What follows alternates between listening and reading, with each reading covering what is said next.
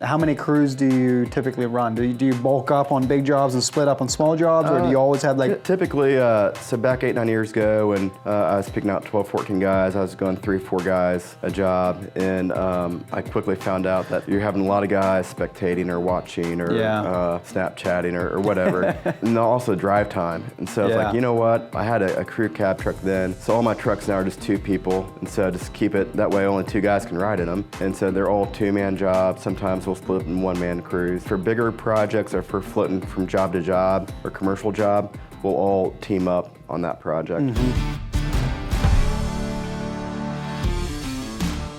Welcome back to another episode of the Cost of Doing Business show. Today we are out here in Kansas City, Missouri, and I'm out here at Craig Scheller's hardscaping training. Did a talk on the Know Your Numbers flywheel this morning with a bunch of contractors. And I got the privilege of sitting down here with Rusty, which is a SynkedUP user, contract business here in the Kansas City market. And we're going to enjoy a conversation together. Let's do it. Well, let's kick it off with tell us how you got into who is Rusty, who's your company, 3 Trails, and how you got started. All right. Well, in high school, all my friends had jobs. I wanted to make money, to have clothes and look cool and look good. So I started mowing yards in my neighborhood, and then college came around. Everyone went to college. I went to college, I don't know why, but I had to pay for college, so I kept on mowing. While I was at K-State, I was offered to buy a small lawn company, so I bought that, learned a lot of good lessons through that. Then when I graduated K-State, offered a couple jobs, I don't know what I want to do. I was like, well, I'm mowing a bunch of yards and I'm making good money at it, so why not continue? So from there I just added services year by year, and then today we're a full maintenance service provider for landscape, a high-end residential and commercial, and then we do commercial snow removal, and then a lot of softscape drainage, a little bit of hardscape work for commercial and residential. Okay, and how many years have you been in business? A little over 20 now. Wow. Yeah. Wow. Yeah, that's amazing. You know, when you're talking to a contractor who's been at it for 20 years, you've learned some hard life lessons. Yep, a lot. Yeah. Well, how many people do you have? Right now, just a handful. So I peaked out probably 8-9 years ago with 12-14 guys, and I didn't have managers in place to manage that, and so kind of my happy spot is 6-7 people, and then I have some fantastic subs as well. Okay, so what are the roles? Do you have? Is it you and a bunch of crew members? Do you have an office admin? What does your team look like today? Okay, so I have a couple foremen, a couple guys that help them out. Yep. And then I have some subs for snow and some subs that help out with some maintenance work. Okay, and so, no office admin? No office admin, just me. And how many crews do you typically run? Do you bulk up on big jobs and split up on small jobs, or do you always have Typically, so back 8-9 years ago when I was picking out 12-14 guys, I was going 3-4 guys a job, and I quickly found out that you're having a lot of guys spectating or watching or Snapchatting or whatever, and also drive time. And so it's like, you know what, I had a crew cab truck then, so all my trucks now are just 2 people, and so just keep it that way only 2 guys can ride in them. And so they're all 2-man jobs. Sometimes we'll split up in 1-man crews. For bigger projects or for floating from job to job or commercial job, we'll all team up on that project. I agree. At Tussie, we had multiple crews running. So that gave us the benefit of being able to, hey, we're laying pavers. We can utilize 4 or 5 people on the job site at one time. Or, hey, we're breaking ground, we're shooting grades, we're doing the dig out, we're beginning to set base, which is more like, if you have 5 people on a job site doing that kind of work, it's kind of like guys that end up standing around. Kind of ended up having the model was 1 foreman and their number 2, their number 2 person that was always with them. And then we had floaters. So depending on what we were doing, we'd just keep the 2, the foreman and the number 2 man, or we'd bulk up with 1, 2, 3, 4 more floaters if they could utilize them. Of course, you can only do that if you have multiple crews, right? But it really helped utilize the manpower efficiently. Bulk up when you need to, slim down when you can't efficiently use everybody. Because if you have 2 or 3 or 4 crews going, chances are that somebody can utilize more people than another crew can at the time, just depending on the stage of the job. So I think that's once you get to the point where you have multiple crews, that's a big benefit of having multiple crews, is you can be more efficient with your labor instead of being like, hey, we have one crew, one foreman, four people on that crew or whatever, and whether we're doing painstakingly slow like work of setting grades and all of that, or whether we're laying pavers where we can utilize as many people as there, that it makes it tough to fully leverage the output that you can out of that labor. What is your sweet spot? What do you like to run? 2-man crews, 3-man crews, 4-man? 2-man's like absolute favorite. Yeah. So I mean, they'll always be busy no matter what. Yeah. I feel like that third person's always a distraction. Another thing we did on big jobs is we'd split up in 2 crews of 2 on the same job site. Like maybe there's somebody, one crew, two guys are working. 2 different areas. Yes. Yep. One guy or two folks are working on the fire pit or whatever, and another 2 are beginning work on edging or whatever it is. It's like that's another way of utilizing, even though they're on one job, like splitting up, because it's rare that 4 people can be doing the same task collectively efficiently. Laying pavers is one, maybe planting plants is another, where you can do that, but not all tasks can you do that. Speaking of your 20 years of experience, what's one of the biggest challenges that you overcome in your story? I like to have control and do everything on my own. Yeah. And so letting go is probably the biggest things I've overcome. And I still, like today, have a hard time doing it, but I catch myself. That, and also like my mental state too. I mean, we've all been there where you have a long-time customer and they drop you with no explanation. That'll beat you up. But like having control of your emotional state and not letting that affect you. So you had a big $50,000 presentation. Right before that meeting, you get this call like, hey, we're discontinuing services. But if you have a good, healthy mental state, you can rebound from that really quickly, go into that presentation, crush it, and then move on. So that's probably the last couple of years, that's been my biggest thing, is like being emotionally healthy and like aware. Self-aware when that's happening to you. Right. And accepting that it happened, like that's okay, and just moving on. Yeah. It's not okay, but it's okay that they've gone to somewhere else, not allowed to eat you up inside. Yeah. Because there is a reason they moved on. You want to find out to see if you can not let that happen again. Yeah. But if it's their choice, and accept it and be okay with it. Is there anything that's worked for you to help you be self-aware of or to help you manage that for yourself? Like, is there any advice you'd have for that? Yeah. I think a lot of guys get just going fast, 100 miles an hour, not slowing down and just taking a break. If it's sitting in your truck for 30 seconds, taking some big deep breaths, a little meditation, or just relaxing for a little bit, or just like blocking out outside noise and just being quiet. Otherwise, I feel like your thoughts become cluttered in your head. I think for me, it really helps to have a network or some peers or something, a group of people that you regularly hang out with, even if it's nothing more than have coffee once a month or something, like, or it could be like where you're actually part of a formal peer group or something. Like, that is huge. It's not like it's really a logical value, it's just more of like you get to see other businesses or other people, business owners, face problems and how they deal with them, which helps you kind of reset or level set in your own perspective of like, here's a problem that has no impact on me, but you watch how they analyze, or you watch how they're emotionally troubled from it, right? And you're not, because you're not tied to it, right? You're not, but you're aware of it, you see it as a spectator. And I think that gives a luxury of perspective that then is useful when you are back in that next challenge. Like my mindset's being trashed, or I feel troubled about the client leaving, or like, and you blame yourself when really maybe it had nothing to do with you. Or employees, or I mean, it could be a variable, like a lot of different situations. But yeah, I mean, it's a great point, like I wouldn't say they're competitors, but great friends in the industry. Just bouncing ideas off of, or you have your highs or your lows, or they come to you with a problem and like, oh really, that happened to me 5 years ago, here's what I would do, or vice versa. Or peer group is fantastic. Yeah, it is. I'm a part of multiple, and I always feel refreshed after coming away from that. It's like when we're facing the mountains of challenges in front of us all on our own, or it feels like we're all on our own, like you can kind of tend to get tunnel vision and not be seeing the problem for what it is, or feeling like it must be me, or whatever. And so having that perspective and break that tunnel vision it's always a breath of fresh air. And the crazy thing is, like, other counterparts, they've probably been through what you've been through. Yeah. And they can help out, or they can see solutions that you're like, wow, I never thought of it that way. Yeah, exactly. What's your bread and butter type work? Like, what's your favorite type of work, thing you're most efficient at? You just crank that out all day, every day.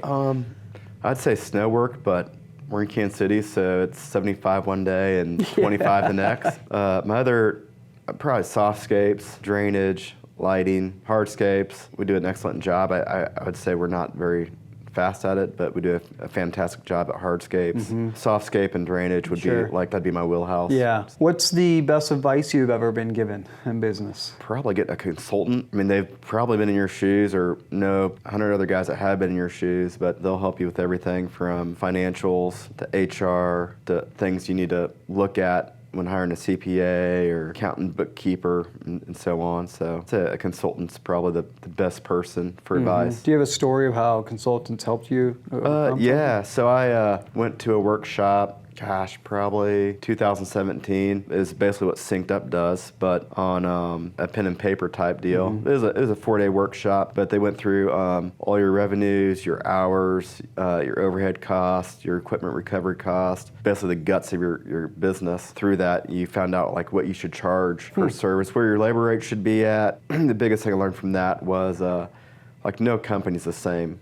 So exactly. You could be a $10 million, $20 million company, or you could be a $800,000 company, but everybody's numbers are going to be different. They're going to be different. Right, Yeah, different. Right. So in my early days, I always would go off what other guys are charging. Yep. And from that, I found out, man, I was losing my shorts, doing what other people are doing. Yep. And so that I was like, I need to know like what I'm doing, and what other people are doing, that's fine with them. That's their choice. And if they're getting this job for a lot less, and I'm here, I mean, this is my number, and it is what it is. And you don't have to agonize over that. Right. Yeah, no, that's 100% right. Like, there is no shortcut to finding your own rates. And what I mean by that, yeah, sure, you can buy software, it makes it fast and easy, or you can get a coach, or you can get a consultant, whatever. You can do, there's shortcuts in that aspect, but what I mean is there's no shortcuts in that you can say, oh, my competitor's charging that rate, they look like they're doing good, they're making money, they're buying equipment, so I guess that rate will work for me too. Does not work that way. Right. To your point, every business has different expenses. The principles are the same. Like, I gotta tally up all my costs, I can figure out how much I have to mark those costs up to cover my overhead as well, and get my break even, but everybody's break even is gonna be different. Right. Based on their overhead structure, what for equipment they have, what guys they have, even what they pay themselves. And even your own break-evens move over time. Like your insurance bill goes up, you spend more on fuel, you buy another truck or whatever. That's always a moving target. What's not moving is the principle. Build a budget, which is exactly what you were saying you did on pen and paper with that consultant, which is essentially saying, here's my cost, here's my overhead, here's how many hours we work in a year, blah, blah, blah, blah, blah. So you can get to like, well, here's what I have to charge per hour. So those principles never change, but what does change is the numbers that are going into that. What you're paying your guys, what your overhead expenses are, what your equipment is. While the principle never changes, the output is constantly evolving. An out-of-date budget is a wrong budget. And so if your insurance goes up, well then your rates need to go up too. If you manage to cut costs, well then you have the luxury of cutting expenses or cutting pricing if you want to. But at the end of the day, to your point, like if your competitor across town can get the job for that cheaper rate, well then more power to them. But it's probably pretty likely that that person doesn't know their numbers. Because there's so many contractors out there that literally never stop and analyze this stuff. They're just, like you said, in the early days, we just kind of like shoot a number from the hip and go with it. There are no shortcuts, and you got to figure it out yourself. And I mean, if there is a shortcut, it's, you can use the free tools on SynkedUP's website to build a budget, or use the man-hour calculator, or use the job costing calculator. You can do that. I guess you could call that a shortcut, but what's not a shortcut is like you can't say, oh, you're charging $85 an hour, so I'll charge $85 an hour. I mean, 3 months later, you might be needing to charge 87 because X, Y, Z, So yeah, basing it on numbers instead of your own emotional self-worth is the key. And then like, your numbers, and so you want to do a 20 on a project, and you're like, another guy's doing it, and you look, it's like, oof, I'll be doing a 3. Do I want to do it for a 3? No. Yeah. So you tell the customer, you know what, we're just not a good fit. Yeah. Or pick between the other bid that you have and us, but we're going to be more expensive. Meaning, if you choose to go with us, that might still be the choice you want to make as a homeowner. But because at that point, like I've seen homeowners many a time not go with the cheapest bid because they were just like, I don't know about this guy if he's going to do a good job or if they're going to do a quality job. And so they go with the client or the contractor I've seen them go for contractors that are pricing the same job double. Okay. I've literally, so I could tell you a story. Like, we did a work for a client in Pennsylvania when I was working for Tassie Landscaping. The client scheduled appointments with 3 different contractors, and he told them all 3 the exact same thing. The one gave him a bid for $6,500. The second gave him a bid for $30,000. Tassie Landscaping gave him a bid for $70,000, and he went with Tassie Landscaping. I asked him why. I was the foreman on the job, and he said, well, the first one, the guy obviously misunderstood my vision. Like, there's no possible way he can build what I asked for at that price. He couldn't even buy the materials at that price. Not even close. The $30,000 quote was maybe a bit more like, yeah, they might, but ultimately, I want to do this job one time. I've worked with contractors already where I was disappointed. I'm just like, it's not worth it. I'm going to go for what I know is going to be a 5-star experience with quality craftsmanship. I'm going to pay the high price and I'll do it right the first time. And he said, I have 0 regrets. And so there's an example of like, just because you're the cheapest doesn't mean you win. Right. It's about trust, credibility, craftsmanship, client experience. If you're going to try to win in business by being the cheapest, that is a long, miserable, hopeless battle. So what can you do? Focus on client experience. Focus on upping your skills as a salesperson, earning that trust and credibility, communication, all of those things. And that will take you further in business than being the cheapest ever will. And that would really just was made really clear for me I was probably 22 or 23 years old at the time. I was a foreman doing that job, and that stuck with me ever, because this homeowner told me the story. It's like, hey, do you know I got other bids? And it was just fascinating for me to hear that. Have you ever had any stories like that where you won the job but you were not the cheapest? Larger wall projects. They said I wasn't the cheapest. They wouldn't tell me the other numbers. Sure. But they went with me because I was the most detailed. I had all my drafts, because it was a large project, so I was doing multiple payments on this project. And so I had everything spelled out, like when payments would be expected. The whole process, I mean, it was semis going up and down the street, but they said I was most detailed and from start to finish. Rhetorical question, what did that tell the client about the way you approach work and your business and your life? Meaning this guy has his bases covered.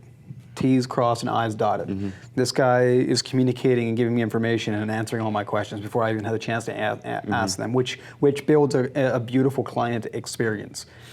That's what they bought, and there they go. There you go. So, if you're ever tempted to do the cheap, try to be the cheapest, just focus that same energy over onto being the easiest person and the best person to do business with, and that'll take you miles further.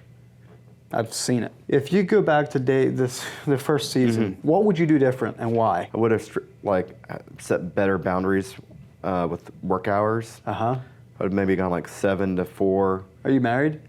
I am now. Okay. But then I wasn't. Okay. But man, I'd work 12, 14 hours. Yeah. And then go out with friends. Lived the life of a rock star, but it's not sustainable. So it's not good. It's not a good way to run a business. But I wish I would have had consistent good boundaries of set work hours, 7 to 4, no Saturdays. Weather permitting. I wish I would have valued myself more in my time. How would you have done that? To say the young business owner listening to this, they hear you saying that, I wish I'd have valued myself more.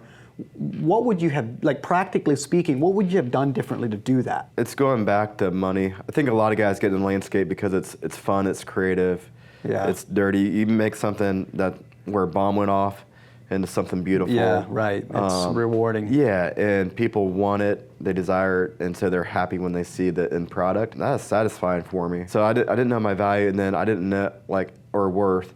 I wish I would have had a better concept of financials and what things cost to take out all the emotional, I'm still gratified when a job comes together and I'm excited about it, but I wish I would have taken all those happy, you have happy emotions, bad, all sorts of emotions. I wish I would have taken all the emotions out of it and just put it like numbers on a paper and it is what it is. That coupled with boundaries of my yes is my yes, my no is my no. This is my price, I'm not coming down. If you do want to change your price, we could cut this and this out. Those are the little things I wish I would have done, because the little things add up, and the extra hours you put into something we're not getting paid on add up. Inner joy and satisfaction, great, but from a business perspective, it's bad. Winning a job, like getting the rush of, hey, I got the job, awesome, at the wrong price. Yep. Is far more crushing than losing the job. Yep. At the wrong price. Yep. You know, or at the right, losing the job at the right price. So because that frees you up to go focus on another customer that will pay you what you're worth. And value you. Yeah, you're right, exactly. Because I think so much of that is like, we'll find out what your rates need to be, kind of to your first advice. Like, what is get rid of the emotion. Yep. And then so many times, once we find that rate, then we're frustrated that people don't see your worth and they're not paying, or they're saying you're too expensive, so I'm going with the cheaper guy. And you're like, you're frustrated by that. There's almost a temptation to look at the numbers and be like, it's ridiculous. Ever since I figured out my numbers, now I price myself out of the market, right? Right. Well, I think that's the wrong way to look at it. I think the right way to look at it is you're trying to sell to the wrong people. And going back to like what I wish I would have done differently 20 years ago is I did get in front of the wrong bunch of people. So. And then you got a bunch of no's that made you second guess yourself and just created this whole tailspin. Yep. And so it's working for a whole bunch of people that penny pinchers or didn't have a lot of money. Right. They couldn't afford what you do. And I was likable. I was a nice guy, and they liked me, and I got referred. Well, I got out. I mean, it took a while to get out of that. And then I got in front of some more affluent people that appreciated me, trusted me. Price, I mean, they care about money, but they're not going to second guess me. So I had the credibility and the trust, and they'd move forward with the projects. Once you have figured out your numbers, then it becomes a game of filtering, going after the right people, and filtering out the wrong people, the tire kickers, or even the people that don't. They give you every indication that they're not a tire kicker. They're telling you, oh, we're going to do the job. We want to do this. But what they don't realize yet is that they have a $200,000 vision and a $10,000 budget. They think that their $10,000 is going to buy way more than they can actually buy. Correct. You know, and that's not your fault. That's the point. That's not your fault. But you are the expert to educate them as to what things cost, just not at your expense of wasting boatloads of time. Correct. You know, so I'm a big fan of, like, one of the things that we did at Tusky Landscaping was put a project planner on the website, which had our pricing right on it. So like, oh, you want a 20 by 30 patio? That's going to be, you know, 30 to 50 grand or whatever. You know, it's like there was a project planner that basically we used as a sales tool to, when a client booked a consultation, they would fill that project planner out, which would give us their budget, what they're willing to spend and what they want, but more important than that, which was great, that's awesome, made that easy, rather than us asking them, what is your budget, they could fill it out. But what was more important than any of that was the fact that it was educating the client as to what things cost. And sometimes people would book a consultation, they'd get that project planner form, and they'd come back to us and be like, can I cancel the consultation? We're like, absolutely, no worries, thank you very much. And we just saved ourselves a boatload of time trying to sell to someone that would never have bought from us, whether they knew it or not. Now they did know because of the project planner. There's always that fear of putting your pricing out there, and there is that fear, but what would you rather do? Spend time beating yourself up emotionally over clients that will never buy from you, no matter what dance you dance? Yep. Or here's another way to frame it. The sooner you can get the no, if they're going to say no, the better for both of you. Yep. And clients hate being embarrassed, meaning like, if I am that customer, I call you and I think that my $10,000 is going to buy me way more than it actually will. And then I tell you, oh, here's my vision, and you're going, yeah, so we're talking about, 70 to 110 grand, depending on what, and I'm like, oh my goodness, now I feel terrible as your client. Like, I feel super embarrassed, and if we can help our potential clients, save them from that embarrassment, like, we've done them a favor, because they hate feeling that. Like, nobody wants to willingly waste someone else's time, or like, it's embarrassing to walk in and be like, I think I can buy that thing, and then, it's 4 times the price I thought it was, and I kind of shuffled my way out of the store real quick, like, that's not a fun experience for anybody. And so I view, like, being open and transparent about your pricing and your sales processes as looking out for the client. protecting them, helping them understand what they can and can't do. And that whole project planner thing was one of the best things we ever did in the sales pipeline for Tussie. What was the best thing you've ever done in your sales pipeline? Like leads and bidding jobs and consultations, dealing with clients? Probably asking people like what their budget is, like pre-qualifying them. Yeah. So ask them when they'd like the project done. We'll ask like how they found out about us. Yeah. When they want their project done. So if there's Easter's coming up and so they're wanting a tree planted, well, you know what, we have some time for that. Say they're wanting a bigger job done before Easter. You know what, we're booked out. We can't do that, but maybe we can do something that looks halfway decent for your Easter party. Other people, or they might say, hey, we're going to do a massive job here in a year and a half, and we'd like to start talking to you about it. Fantastic. Kind of shows you like the sense of urgency. Yeah. If they're planning, how much, and then from there, talk about budget. What are you looking to spend on this project? Yeah. Well, we're looking to do our front and back landscape, and our budget's $2,500. Like, oh, well, for us, it's going to be probably, with your house size, it's probably going to be 20 to 30. Yeah. And like, oh, that much? I'm like, yeah. Okay, sorry. So then it just saves, kind of like the calendar deal you told me about. Yeah. It saves time. Yeah. And then from there, we'll go do an on-site visit, and then we'll get a design put together, and then we go back with them and go over the plans, the pictures, and the design on site. So if they want to buy that day, we'll get a deposit. Depending on the project, we have different payment formats, and then we'll get them in the calendar and go from there. So you recently started using SynkedUP in your business. Why did you sign up? For more of the back end, I feel like I have a good grasp of financials in business now and estimating and what it takes to get jobs done. But on the back end would be the job costing. Did we go under? Did we go over? The biggest thing too is I really want to have more accountability and transparency with my guys. So if the light is green, we crushed it. Yeah. Well, you know what? We dug in butter. So awesome, fantastic. Yeah. I hope we get more of these. Yeah. If the light's red, what happened? Did I fail? I mean, did you guys? Where was a hang up? And next time, how can we fix it so it doesn't happen again? Yeah. Or, you know what? Everything was perfect. We got to adjust our numbers, and great job for working hard. It's my mistake. I'm going to adjust all these numbers next time I do this similar project. Like I didn't have enough hours or didn't have enough of stone or whatever, Right. Or on a project is completed, there's a bunch of freight involved. I didn't know about it. Right. So I ate it. Yeah. But that and the other thing, the whole transparency and accountability. I want to catch we moved a couple 18-inch pop-ups, or we added a couple 18 pop-up. We did another downspout. Well, man, there's almost $1,000 right there. And so I want to catch all the $100, $500, Stuff you do just on the fly. little things. Yeah. That is more than acceptable to bill for. Right. You get in the momentum of the project, and it's easy to be like, what's a no-brainer? Let's just fix this while we're at it. Right. You know, and obviously everybody kind of has their own way of working with clients. You know, whether you go through the formal change order process, be like, hey, while we're doing this, would you want us to fix this drain as well, or whatever? Like and getting them to sign off on it, or you just do it on the honor system and whatever. Like having the ability to know when you went wrong or when you went right is huge, and it's critical, because if you're not paying attention to that in real time, you're not going to know it until you have a cash flow issue. Right. And once you have a cash flow issue, it's months downstream from the source of the problem. And once you discover that there is a cash flow issue, then the $1 million question is, well, why? Or where?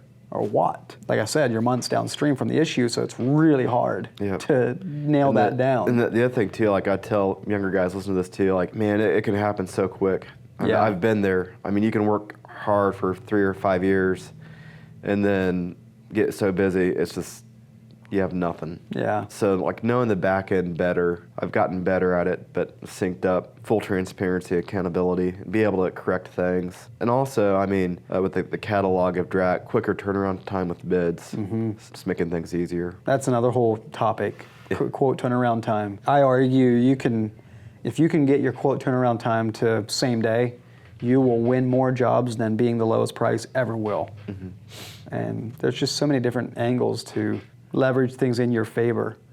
And sure, the software costs money, but it should come back to you 10 times or more in just quote turnaround time, saving time, knowing when you go wrong and when you go right, establishing your pricing and off of actual numbers instead of what you feel emotionally you're worth. You know, just so many different angles to it. And ultimately, as a business owner, you should not view yourself as the chief doer of work. You should view yourself as the chief creator of systems and processes that do the work. Mm-hmm. And a lot of that is systematizing how you come up with a bid, how you know if you went wrong or right. And if that stuff's all between your ears, that's a big liability for the business, you know? What would you say is final comments to any landscapers in their first couple years of business here? What would you say is the steps 1, 2, and 3 you got to make sure you have right in your business? Number one, I'd find a mentor, somebody you respect. And the thing is, like, I feel like a lot of business is basically the same. Yeah. But find a mentor in the, I'd say, a service industry. Sure. Because it's going to be pretty similar. Yeah. I feel like. Yeah. But find yourself a mentor, somebody that's honest with you. Yeah. Because I've learned a lot from guys that are older than me, things not to do, and then, or I've gone to them with things that I've made a mistake with. I don't know what I do without them. So I'd say a mentor, and then probably like finances, a bookkeeper. If you're not strong in bookkeeping or accounting, whatever, find yourself a bookkeeping. And if you don't understand like direct costs, indirect costs, and budgeting and all that goes in that, and your overhead recovery, and like where your profit, what you want your profit to be, like do what you're doing, but really know like how that all adds up. Yeah, and that's what the budgeting tool in SynkedUP does. A lot of guys have different terms for different things, but learn all those terms because a lot of guys will interchange them. Right. I've heard people use the term job costing when they mean budgeting and estimating. Right. Yeah. So, but get a really good, strong grasp of all that and learn it well. And like with snow work, it's my most profitable. And so it almost became a game of like how high I could get my margin. A couple years ago, it became a game like, so my gross profit margin, I try to have like around 50, but my labor, I made it a game like, okay, I'm at 31.3. Okay, let's see if I can get it down to 31, or how about I can get it to 30? And so it became the numbers became kind of a game because I understood them. So I'd say mentor your numbers. And third thing, I would say like don't overextend yourself, but also buy like good trucks, good equipment, because there's nothing more frustrating than something breaking down. Yeah. And I've always bought new. First of all, I'm not very mechanical, but yeah, I'll always buy new. And if you can't do it, rent it, and rent as long as you can until you know that you can pay for. That you can pay for it. Like if you're renting every day of the month and you know you're going to be doing that for the next year, you probably should be buying it. Right. But if you're going to be using an excavator for a job for 2 weeks, don't go buy an excavator. Yeah. I mean, I rent excavators all the time. Yeah. No, I think those are 3 solid points. Well, thanks for being on the podcast with me. Yeah. Appreciate you, Rusty. Yeah, I appreciate you. Thank you so much. Absolutely. No, I just want to say thank you for putting your faith and trust in us here at SynkedUP. And I feel the weight of that every day. Like, you know, every time someone signs up, they're casting their vote that we can help them take their $1 and turn it into 10, you know, and I feel that weight. And when you vote with that, I feel that responsibility to, you know, help you achieve your goals for your business. So I just want to say thank you for putting your faith and trust in us and for being a part of the SynkedUP crew, and looking forward to being a part of your journey going forward. So I appreciate it. Absolutely. Thanks, Rusty. Thank you again. Yeah.